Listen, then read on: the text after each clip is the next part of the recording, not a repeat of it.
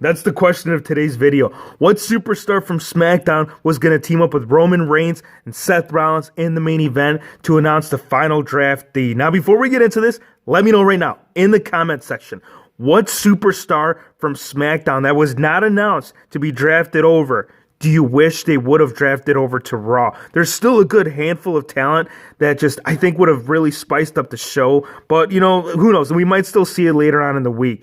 That being said, whoever gets the most amount of likes in their comment will get a huge shout out in a future video.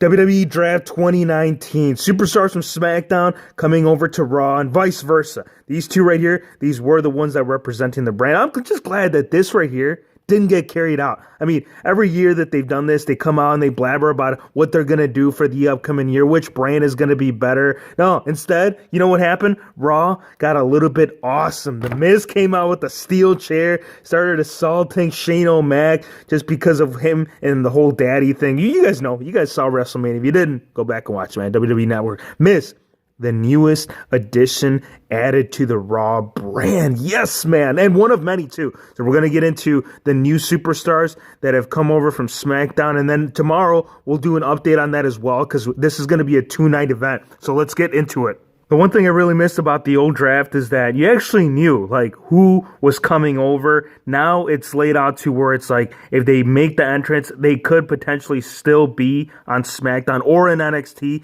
such as this scenario. Now, yeah, it's just, like, even the announcers, they couldn't even come to terms as to whether the War Raiders, and they're not War Raiders anymore. They're actually called the Vikings Experience. Yeah, it's a bad name. I don't like it. I don't think anybody likes it. I hope it's a temporary game, you know, since we are just getting an experience of them. These two, man, well, I only have one out of two, but they are incredibly their agility, like, especially him, you guys, like, he's like 300 plus, but he moves like Rey Mysterio. It was a 4-on-4 right here tag team match. They took on Aleister Black and Ricochet, as well as the new tag team champions right here, and they just proved as to what they're going to do over here. If they do end up on Raw or on SmackDown, these guys are going to clear house.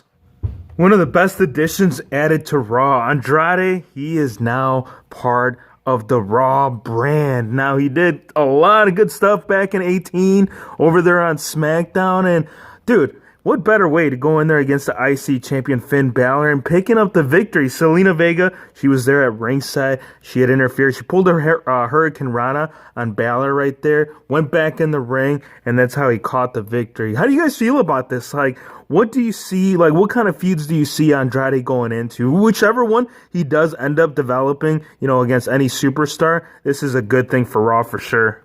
Hello, I am Elias. Booyaka, booyaka, 619. Turn around. Turn around, Elias. Someone is here to pay a visit. Rey Mysterio. Let's take him out. That's what happens, right? When Elias comes out, it's usually a legend. It's usually an Undertaker or a John Cena. In this case, it's Rey Mysterio. Back to back, though, on the predictions. You guys did see about a couple weeks back. This was him and Andrade were my predictions of them being drafted over to the Raw. I think these were the top two from SmackDown that just really fit the Raw brand. That's just the way that I see these two high flyers. They're going to bring a little something extra. Right here, though, this was short-lived. It didn't take all that long for Lars. I mean, Lars has been all over the show, man. He's been on Raw. He's been on SmackDown. He's been dropping that freak accident, not just on Rey Mysterio, but just anybody that he sees fit, right? Kurt Angle last week. Lars Sullivan came out here and attacked Rey Mysterio, and, you know, he put up a fight, a good solid, you know, minute or so. He stood his ground, but Lars is just too dominant. Now, is this going to be one of those superstars? I mean, because I think for Raw, I would rather like to see him on SmackDown, but we'll find out more come tomorrow and see where he ends up at.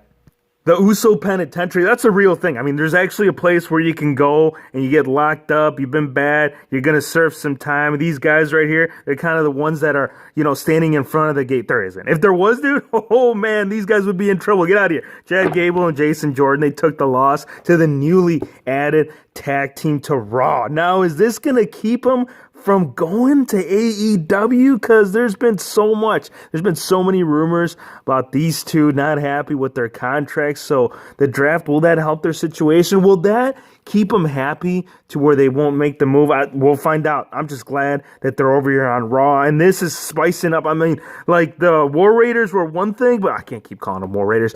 But now the Usos? Come on, man. You serious? These are not confirmed. Again, they were part of the show, and that's kind of what it all ties in, is that as long as you show up on Raw or on SmackDown. I mean, these guys have been on Raw lately, but then again, Sammy has also been on SmackDown, at least at house shows. It's not an official confirmed. So I wanted to throw that out there just because of the fact that they might also still show up tomorrow. But Sammy was part of a promo with Alexa Bliss, what's that called, a Blissful Show or whatnot.